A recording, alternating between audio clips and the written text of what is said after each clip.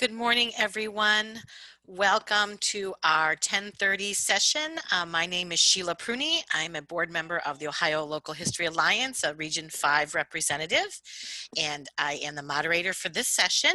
The name of this session is How to Research a House, and our presenter today is Susan Daniels, the president of the Norwood Historical Society.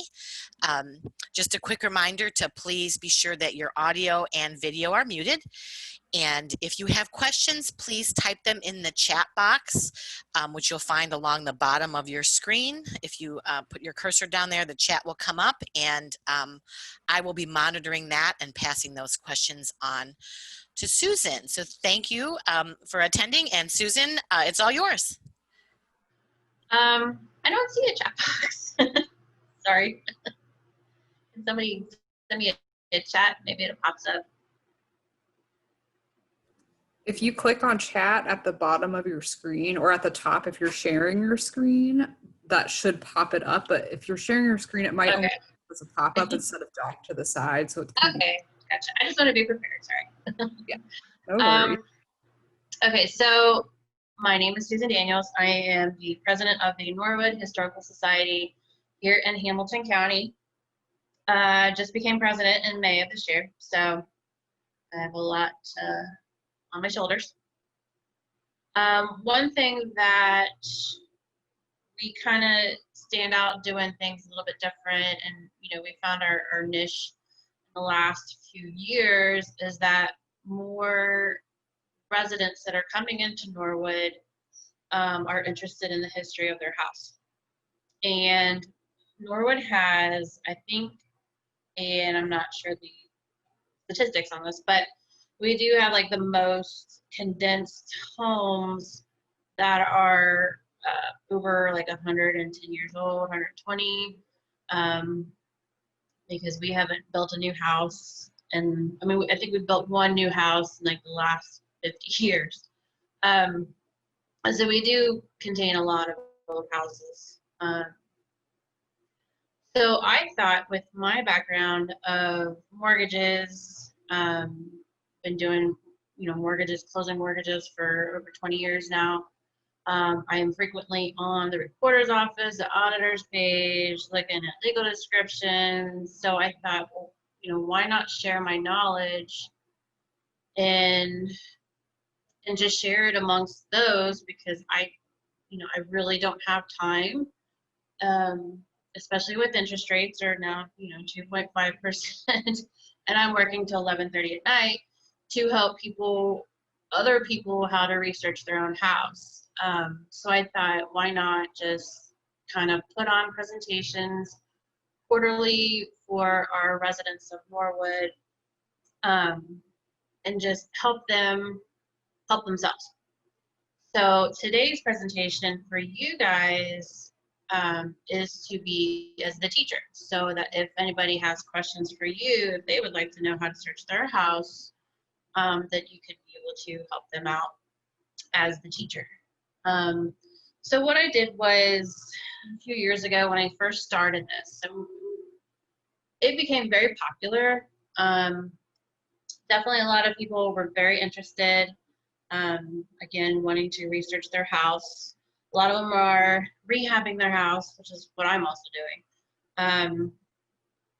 And they've been finding a lot of great items hidden in their houses, which is great. So they're always, emailing me, let me know what they found, or that they did find the original owner, the architect.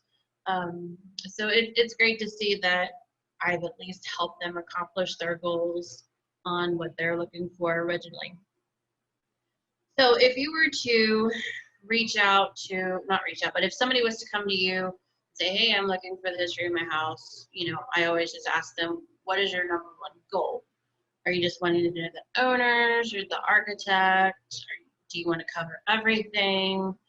Are you just interested in rehabbing and kind of the features of your house, wanting to know the styles? So I kind of ask them what they're looking for, as far as why they're looking for the history of their house. So starting with the presentation I put together, and this is what I've been using as my slides um, for the residents that come to my presentation. So this is an exact replica of what I send to them that I put together. So, so just starting with that. So I give them 3 rules of researching. You know, number 1 rule, and this goes for anywhere, is to create a plan. You know, not knowing what your end goal is, it makes it hard for when you're researching anything, really, because then you're all over the map. Second is to document everything, even if you think that you're kind of close on something, just document it anyways, and then put like a question mark, maybe, maybe not, but at least you can reference something back to it and just say, okay, well, I think this was 100% on this. I'll just go back and search it later. Also, to never give up. I do tell people that even in this year, more historical societies, more museums, more auditors, and everywhere you go that contain historical records, they're not all online. You know, I'm still researching my house, and there's a few things that are missing on my end, but I'm not going to give up, because just because it's not online today doesn't mean that it's not going to be online tomorrow or the next day, because it could just be, you know, somewhere that just needs to be scanned. So again, I just tell people not to give up just because you can't find something today.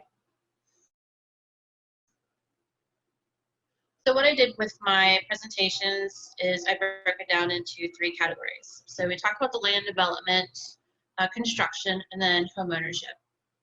So starting with the land development, I kind of go through how Norwood came to be, basically. And then you can do this with your city as to how your city kind of came to be a city. Just like with any city, I kind of open up with how, you know, pilgrims come across, how people are kind of coming in from the cities, downtown city, or Cincinnati, I'm sorry. It was very popular and very booming in the late 1800s. But by then, people were kind of wanting to branch out and to get into farmland.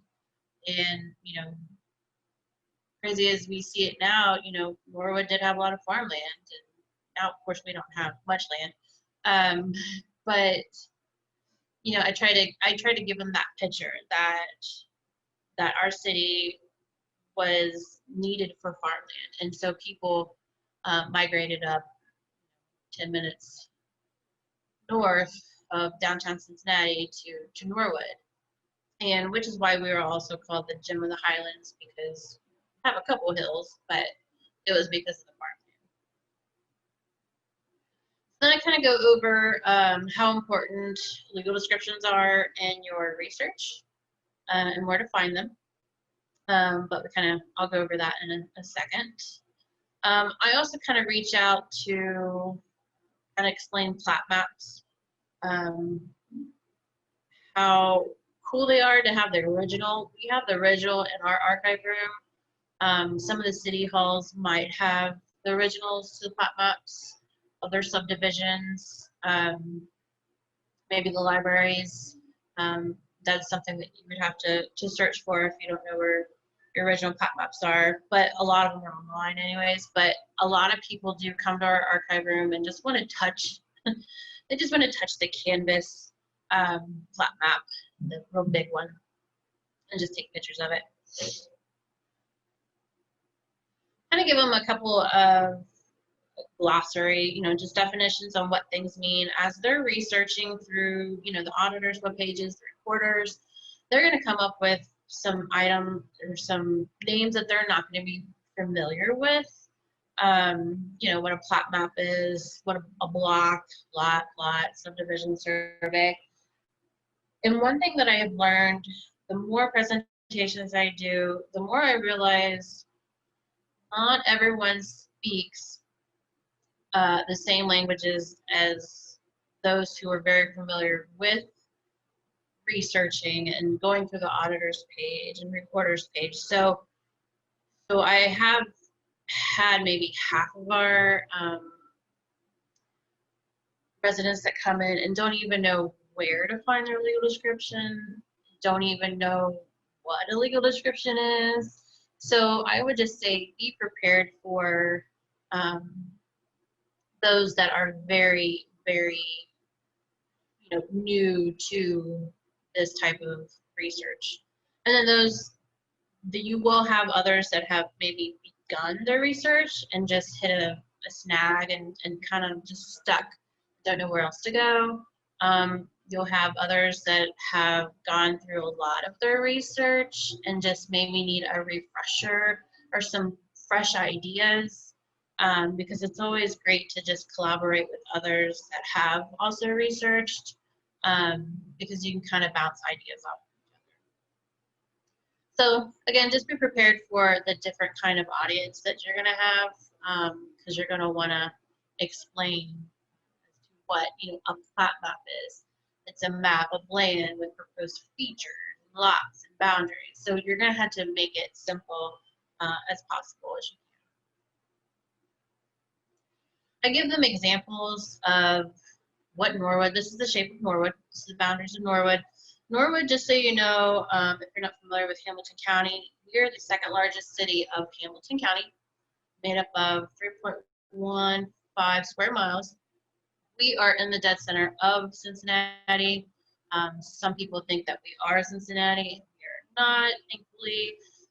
Not to downgrade them, but we do take pride in being our own official city, our own government, our own everything. I even tell them that Norwood was, they tried to annex Norwood to Cincinnati like 3 times in the early 1900s, and it kept failing. So, because Norwood did not want to be part of Cincinnati. So what I try to do is show them, this is a map of Norwood from 1888, and then I kind of whited out everything and looking for our plat maps to see what was recorded as far as creating subdivisions. So this is the very first subdivision created in Norwood, which was 1851. Right dead center of, right where it's red, is where Arla Roses is, if you're not familiar with Montgomery Road. Well, that used to be our very first school. So I kind of make fun of, that spot, because not only is it my street, actually, but because La Rosa's now took over the very first school. But I think it's kind of funny. But I do show people the development of our land, and how it affects them on their street, or not really affects them, but how it came to be on their street as to subdivisions being recorded and finalized. So from 1851, and we kind of did a thorough every other year, and kind of highlighted, but I only did it a few of them in my presentation. So I kind of jumped up to 1876. What is red is my street that I live on, and showing the development of my street, and finalizing that subdivision. So what is blue is other subdivisions that have now been finalized and their plat maps recorded.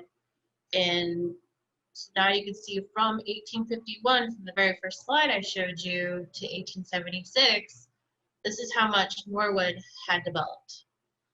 Imagine the other lines, still farmland and still just blank spaces. And some of it still being underway, developing with new houses and paving streets. But the rest of it, again in blue, that's what has now been developed from developers. So from 1876 to 1890, about a half of Norwood has now been developed and finalized, and streets have been made. And now most of our homes are being built, because a lot of our houses were built in the late 1800s to early 1900s. So try to picture and make the audience imagine their street with only 2 or 3 houses on that street. And we have a typical street, that has about 40 houses on it, just a typical, you see your neighbor very closely type of house. So I try to give them that imagination as to what their house or what their street could have looked like back then. Then from 1890 to 1910, you know, now it's just kind of we're down to the final few as to the remaining subdivisions that need to be finalized. So by now, Norwood has been 90% developed as far as subdivisions being finalized, and now more houses have been built and sold, and people are living in them, and Norwood has been booming. Now more um, industrial. We're very popular for industrial because we did have the railroad as well as trolleys coming through downtown Cincinnati. Okay, so question. Okay, so luckily I have that chat box up. Where do you get these street maps, or I'm sorry, great maps? Where, finding them, where do you make? So we made them, kind of made them. So there is a website, I think it's called snazzymap.com. You can kind of create different colors of maps and like just different kinds of maps. But we just took this map, I think from Google, got rid of all the texts, got rid of all, just we wanted a blank space. And you know, if you have Adobe Illustrator or Photoshop, you can kind of just do an outline of your your boundary of your city. That way you can show people the shape. Not all of our cities are not perfect boxes. Um, so what we did, and then of course, once we know we have all the plat maps, you got your dates on your plat maps, you can see the years that those streets have been subdivided, you know, then you can kind of color and kind of make it how you want it to be. You don't need Photoshop. You can even print out a blank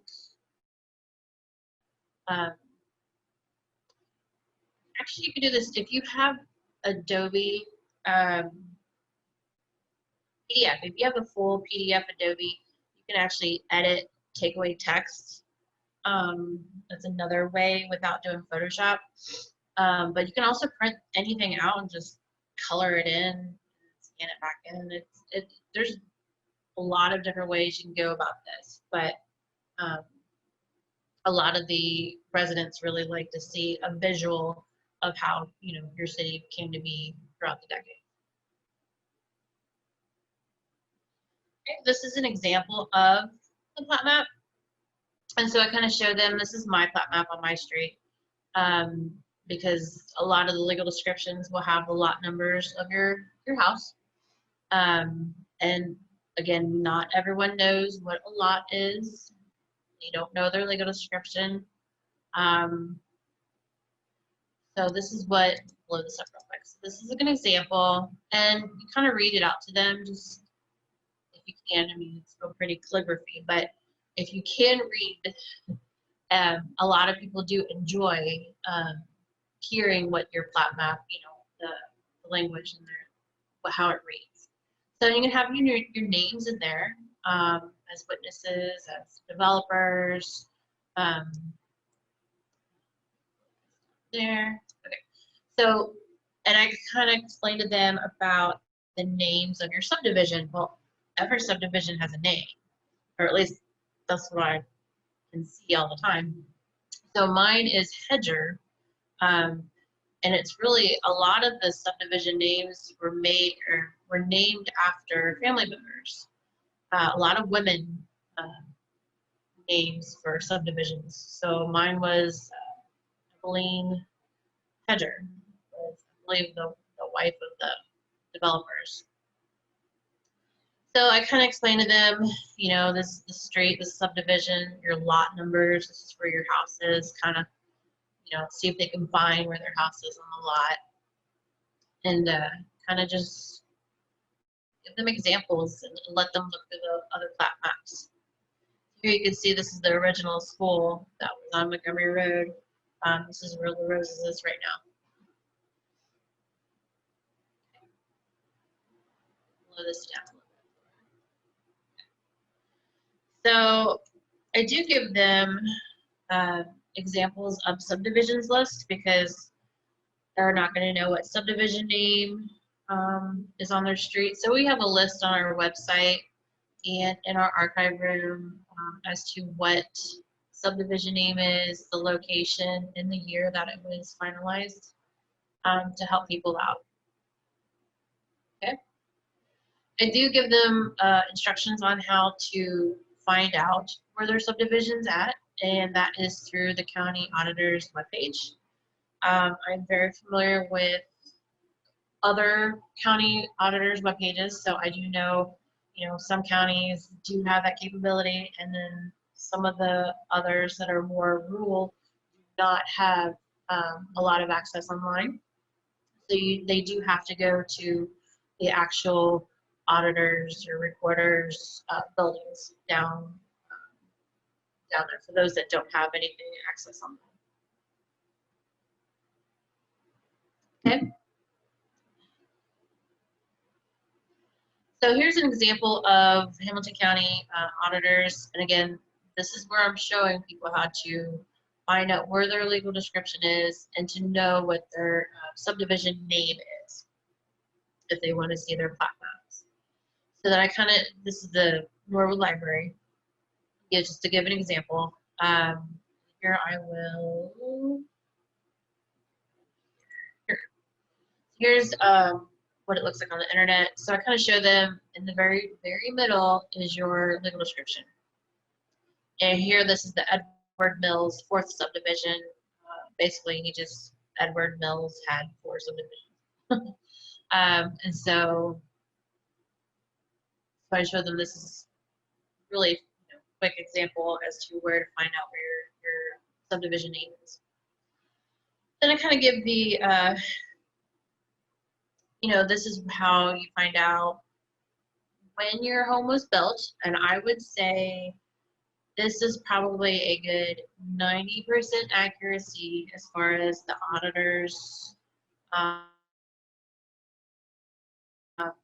dates. I don't give them 100% because the auditors are reading handwriting that was so fancy and pretty that it may have been hard to read back then. So I do give them at least a good 90% accuracy as far as some of the historic information that they do have available on their websites. Then I kind of give the give them like a little showdown as to what our auditor's webpage has to offer.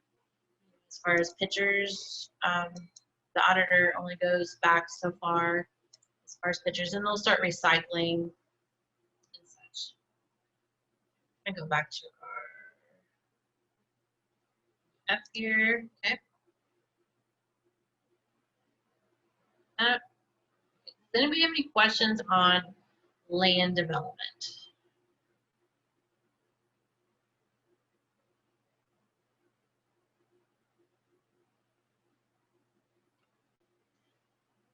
Moving on to construction. A lot of people are wanting to rehab their house, wanting to know what kind of style that they have. Norwood is a hodgepodge, just like any other city as far as house styles. I'd say the most of our house styles are just a 4-square colonial revival. We do have some craftsmen and real pretty Victorians. We're kind of broken down into per sections of Norwood, and so we know what sections of Norwood has the most Victorians, has the most smaller houses, and that's pretty typical with any other city out there. So when I talk about house styles, kind of bring back to the when our pilgrims came over, they took over the land, and when they started building their little houses, what they brought with them was the stylings of England, which were basic colonial houses. So any kind of house style that you see basically is a revival of an original style from centuries ago. So the colonial houses, back then were made up of what materials were available. A lot of trees were cut down, mud, straw, hay, rocks. A lot of our foundations here in Norwood is made up of limestone. It does get cold in the basement. So I kind of give them that picture as to, how the houses were kind of constructed back then, and then kind of go through the centuries into the different kind of house styles. And I do have books on architecture that I do reference to the audience as far as how they can reference others and kind of look at other pictures to figure out what kind of house style that they have. So most colonial houses are from 1600 to 1820. That's a large gap, and most of it is the French and Spanish, Dutch colonial, and English colonials. That's a lot that you'll see traditional four square homes. I did figure out that my house is Dutch colonial, but it's a revival of a Dutch colonial. Then I kind of go over the Romantic houses and those periods, which was the Greek and Gothics and Italianettes and Exotics. And pretty much my favorite era. The Victorians, you get your Queen Angles, the Queen Annes, the shingles, empires, which I'm not very familiar with, but we most see a lot of just traditional Victorian homes. But apparently they have subcategories, which is what you see here, shingle and the oak.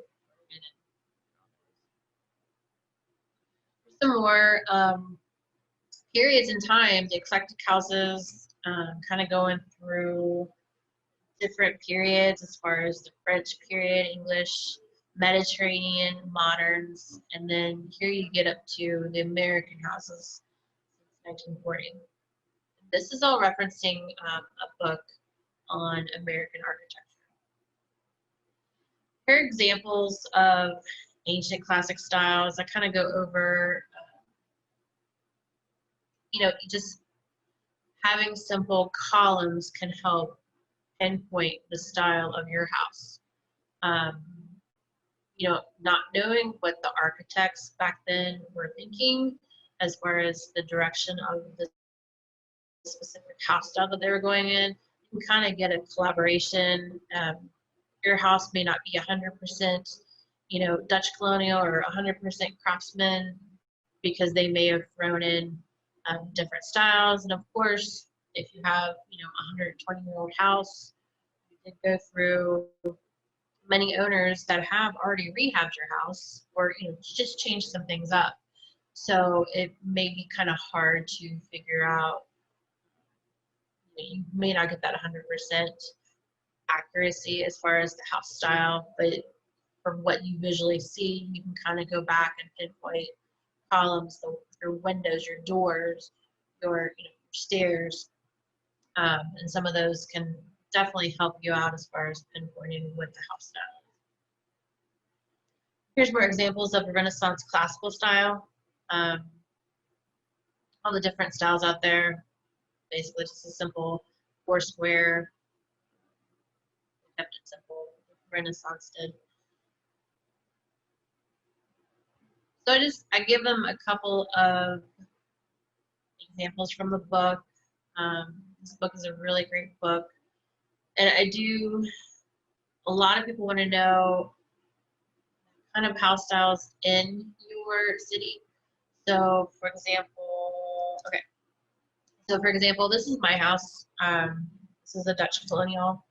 And in the book, it kind of teaches you how to pinpoint.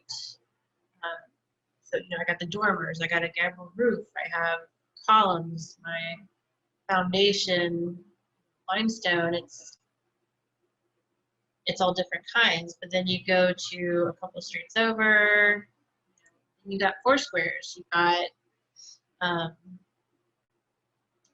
more features as far as decorative features, which could also lead to a specific house style. Then, on the same street, then you also have this huge Italianate house, which everyone loves this house in Norwood. And this is a picture from our historic home tour that we did last year. I will get to that book in just a second, Andy. Okay, so moving on, more medieval styles, kind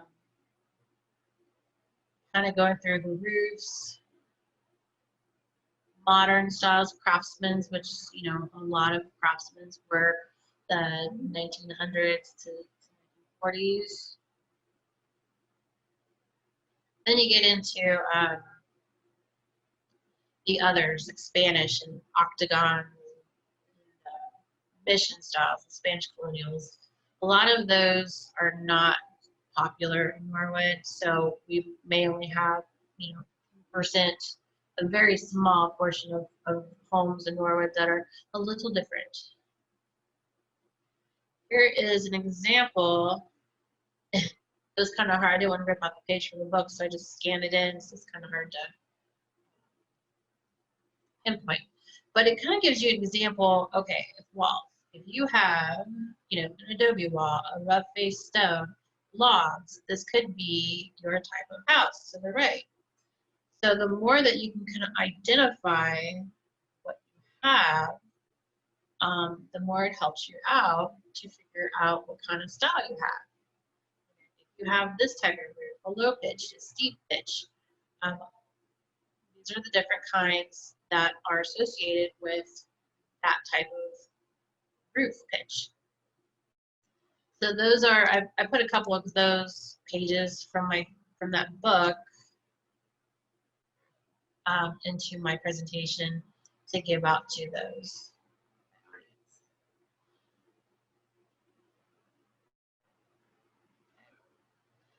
A lot of people in Norwood and your city, some of those homes may have been Sears homes.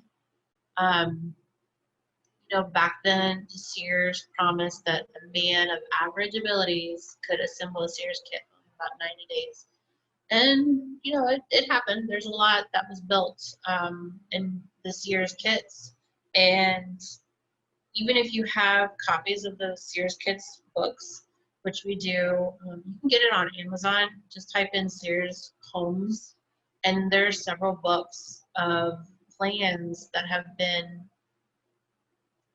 the original plans, and you can kind of see, and as far as what appliances they had, what kind of extras that they could buy, and that can also help out people as far as if they can mimicking kind of the style as far as the interior. But a lot of people think that they might have a Sears home kit, but they don't, or they don't know they have it, but it is a Sears. So I tell them, there are several ways to figure out if you do have a Sears home kit, and I give them examples as to what to look for. So one thing they would look for is stamped lumber on exposed beams, joists, rafters in your basement, crawl space, or attic.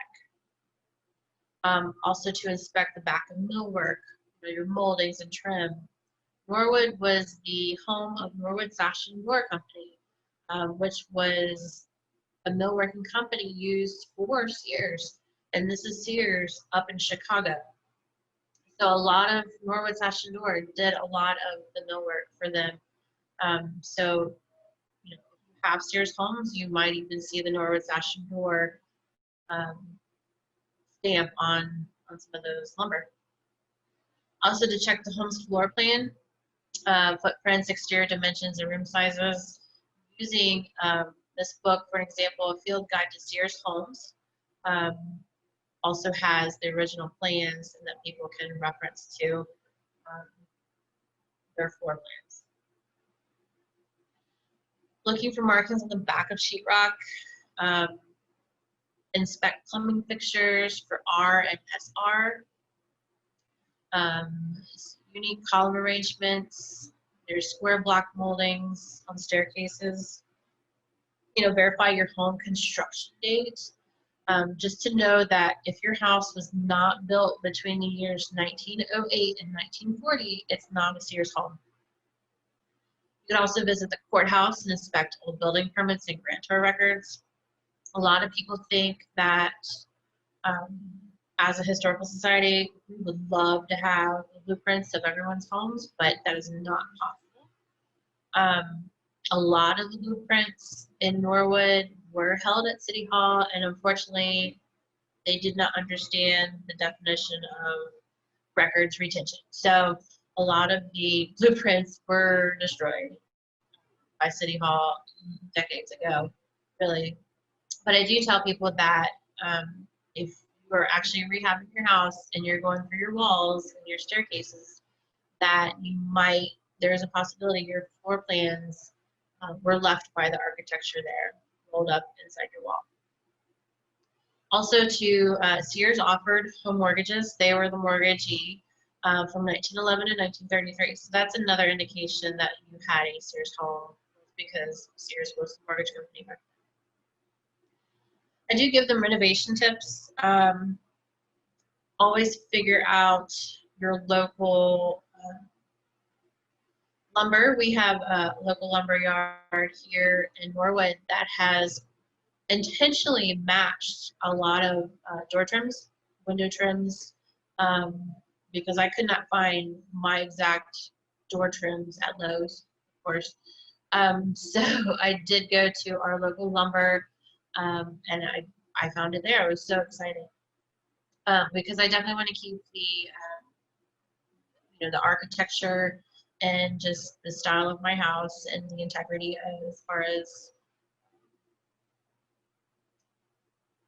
what it could have looked like back then. So this is an example of me ripping up old carpet, figuring out I had a fireplace that was hidden behind a fake fireplace that my grandmother put in, and I bought a new mantle, at the Wood and Nickel and Over the Rhine, which is another great rehab store, and I put it up.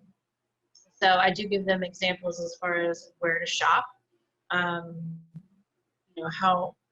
How important it is to keep the integrity of your house if that's what you're going for.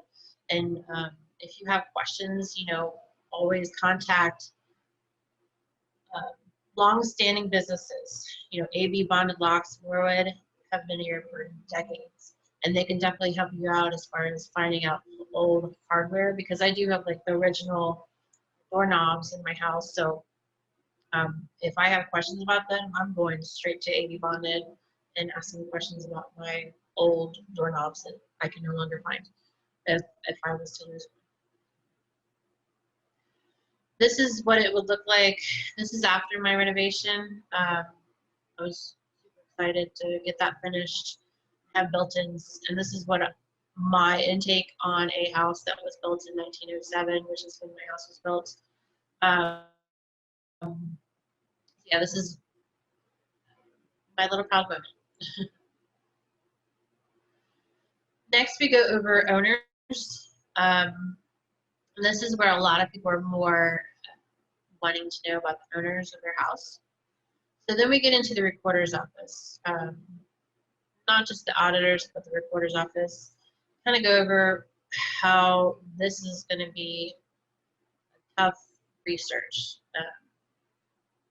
Kind of go over legal descriptions, your deed, more definitions, and just give them, as far as just a nudge as to what some of the words that they're going to see. Like if they keep seeing grantor and conveyor, just give them a tip that anything ending in OR is, the owner or the giver.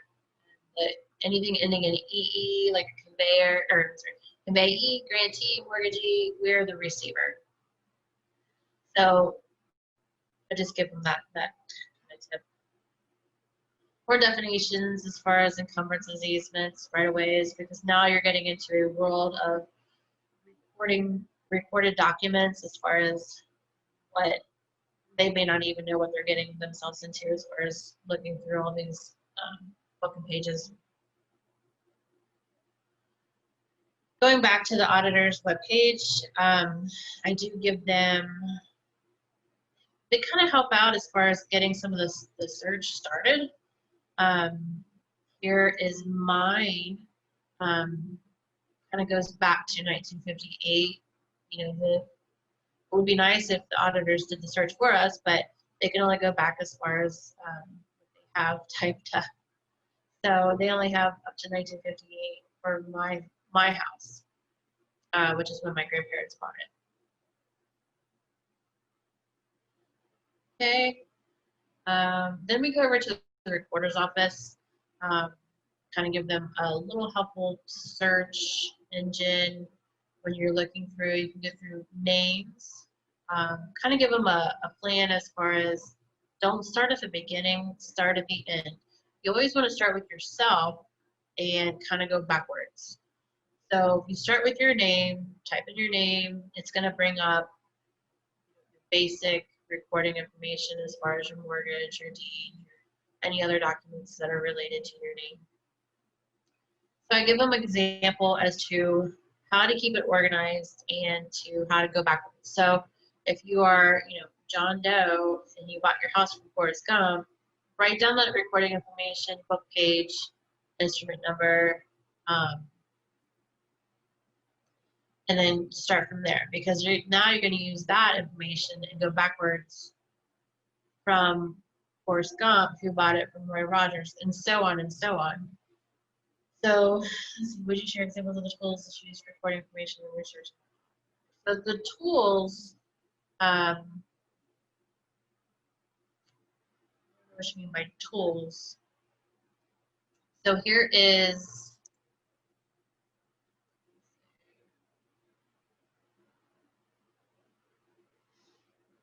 going back to the auditor's webpage. We want,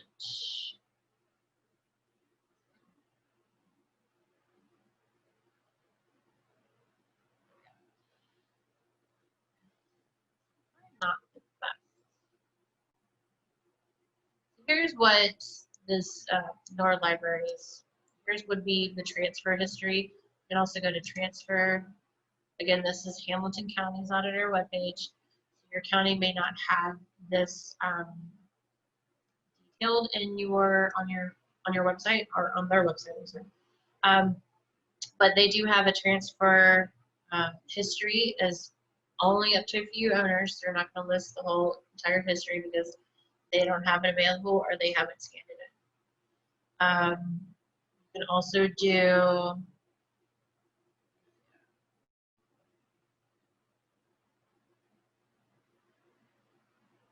oh, you're talking about the worksheet? You're talking about this worksheet? This is basically just something I kind of typed up to keep organized. No really rhyme or reason, but you definitely need, the book and page and kind of information so that you can kind of reference back to a previous record, and then that record has that information and they go back to that previous record.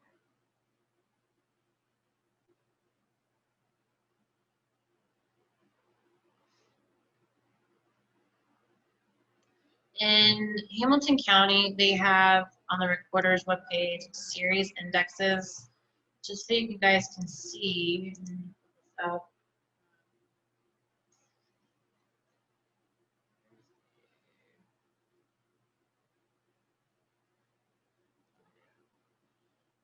All it is just the series, 8th series, which is the most recent block of images that the county recorder scanned in.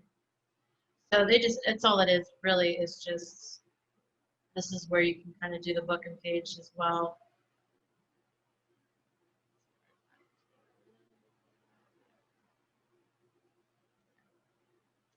So this is just an example as to when the recorder's office kind of starts scanning and stuff. So series 1, that's going to cover items from 1789 to 1859, and it just kind of groups everything together. Other search engines you can do is the libraries, of course, newspapers. If you have the original newspapers, definitely want to get them scanned in before they crumble. museums might have this information. If they have a little history center inside. So here's examples of what Norwood has to offer. We did have some newspaper articles where people used to write in back then as far as what they remembered about Norwood. So they kind of created their own little article. We also have from 1894 a Norwood for Homes and People. So some woman and some man wrote together a history of 1894 of Norwood. So that kind of actually helped out as far as some of the history referencing back to Norwood. So you might have that available in your city if someone had already kind of started history, kind of talking about the history of Norwood. So this is all online. I tell people the Norwood, not the Norwood, I'm sorry, the Hamilton County Library has scanned in a lot of documents as far as books that they have in-house. So this was available online to just retrieve, and it's a PDF, and I save it to my computer. So I do tell people that that is available for them to. So these are some examples of houses that were taken, in 1894 from this book that this woman and man wrote. So I kind of go through this shortly with them. It also talks about some of the officials back then, how city government was ran, homes that were built on streets. So we kind of go over that. So it's a very big book. Also, we go through the directories Norwood has to offer. It's kind of like the white yellow pages back then. They did it every other year or so, which helps because not only can you go back to the original owner, but they also have business ads. Even what people did as far as occupation back then, it's kind of like the census records, but more as a directory per se. So I do give them, make sure that they go through this PDF and you just word search it because it's this 365 pages. You don't want to read the whole thing. Just do your word search. Look for keywords as far as the names and the houses that you've pulled out from your information, as far as when you're on the recorder's office and you're pulling up those names by way of by doing this format. Okay, I'm going to type in now John Doe. I'm going to type in now Forrest Gump. Your street name, of course. So those help, just keeping those keywords as far as when you're searching through all these PDFs online. So other places you can search for, even if your library may not have it, you can also look on Ancestry, Roots Web, or Family Search. If you know some of the names of the houses that have been researching, say a family from 1940s. Well, if you have access to Ancestry and you can actually find somebody else's family tree, you can also reach out to the owner of that tree to see if maybe they have pictures or more information on that family member that lived in your house. So it's also definitely worth a try as far as reaching out to individuals, owners of family trees on Ancestry or Roots. Here's the book that I was referencing as far as house styles. The Field Guide to American Houses, written by Virginia and Lee McAllister.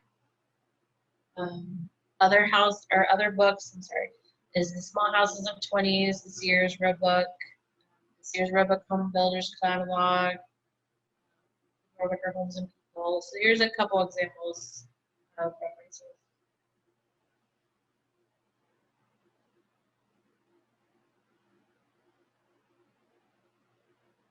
Does anybody have any questions? I'll put it back on this slide. Does anybody have any questions?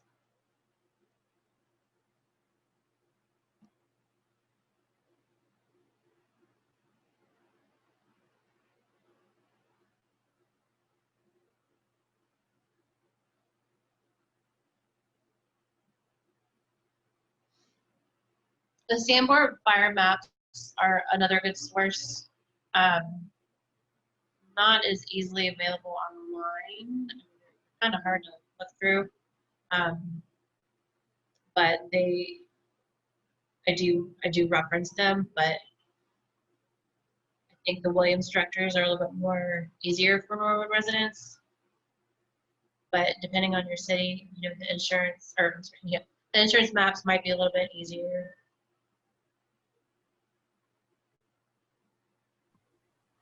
And those books I got were just on Amazon, so you know, really any kind of house book could help as far as finding out house styles and architectures.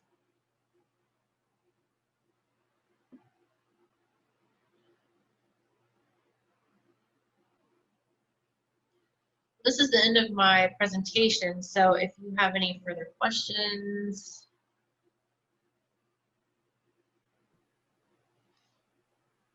Susan, Yes. thank you for a nice presentation. I have a question. I have provided some information in the chat, but I don't see where you send it to everyone. There's a blue box that says everyone, but I don't. Where do I send it? Or is that automatically populate and people can see it? I think it's automatically populated. They just have to look at their chat box. Okay, thank you. This to everyone. That's how it works.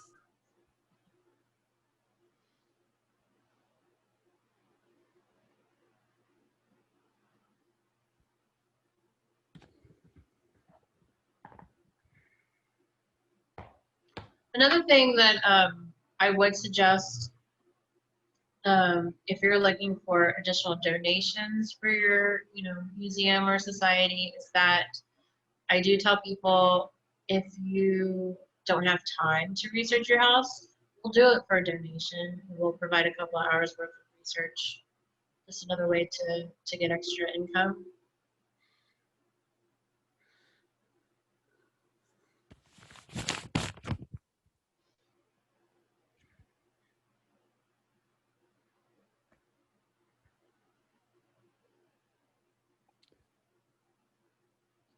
So I would just charge like $25 an hour.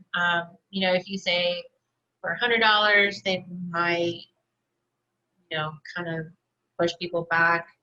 So I'm kind of a person that likes to charge in the middle to say, hey, for $50 donation, you know, towards the Historical Society, I'll do a couple hours of research, which you can do a lot in 2 hours. So it's not like you're going to provide a couple of names here and there, but a lot of it can be done in 2 hours. You have all the tools as far as the recorder's office, the auditor's webpage. You subscribe to newspaper.com, which I found very helpful as well, just doing keywords. So I think $50 for us is a good start. You know, a lot of people want to spend a lot of money, and you don't want to scare them. I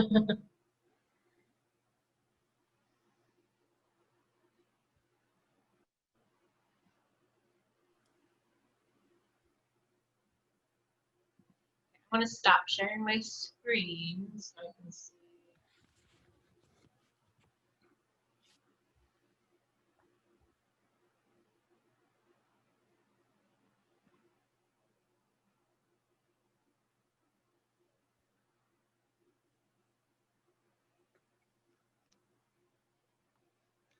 If anybody has any other ideas or comments, feel free to ask.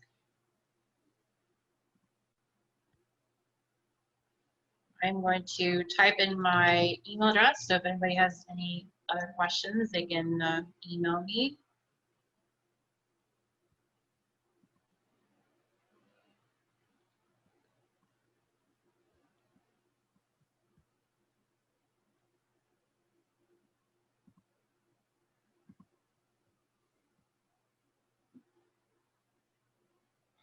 Does the Hamilton County Auditor have a default date for the house built, or county has a lot of houses?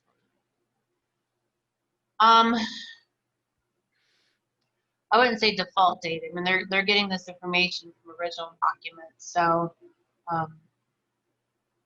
that's why I give it a 90% accuracy, because somebody, in the county auditors is reading information from someone's calligraphy. So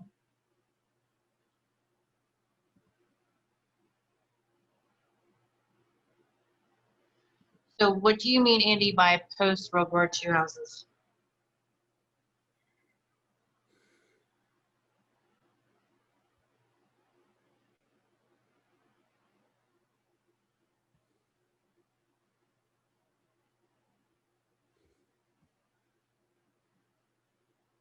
And you can just unmute if you want.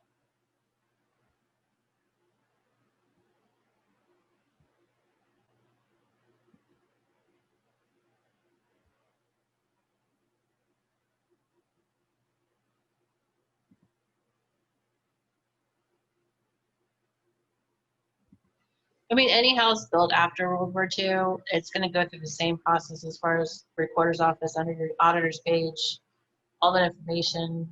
Even if your house was just built this year, that information is going to be on the auditor's page, recorder's office. So it's all going to be the same as far as how you research. When you're looking for architects, just that might be hard to find. I tell people for Norwood because, again, a lot of the plans were destroyed in our city hall.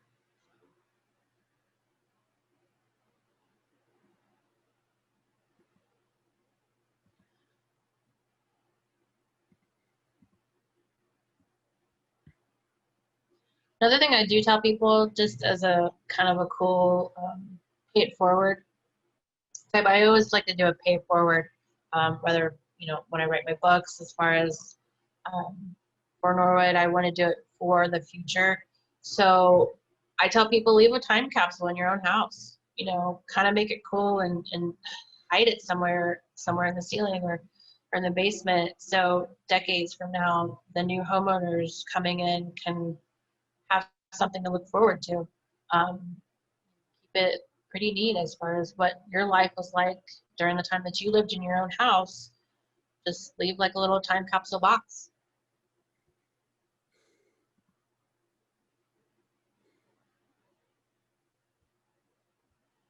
One thing I found when rehabbing my own house is that my mother, who lived here growing up, she hand wrote on the plaster her name. My grandparents, they also hand wrote, on the plaster.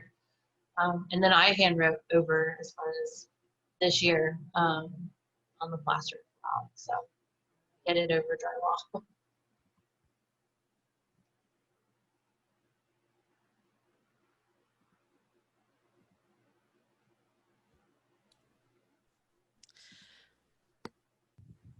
So we are at about time right now. Sheila, do you have any closing remarks or notes before we conclude this morning's session? No, thank you, Jenny. Thank you, Susan, for an interesting presentation. And like Jenny said, it is 11:30 and we're asked to be punctual about our time. So thank you. Thank you for all the good questions also. Have a wonderful rest of your day. Thank you, everybody.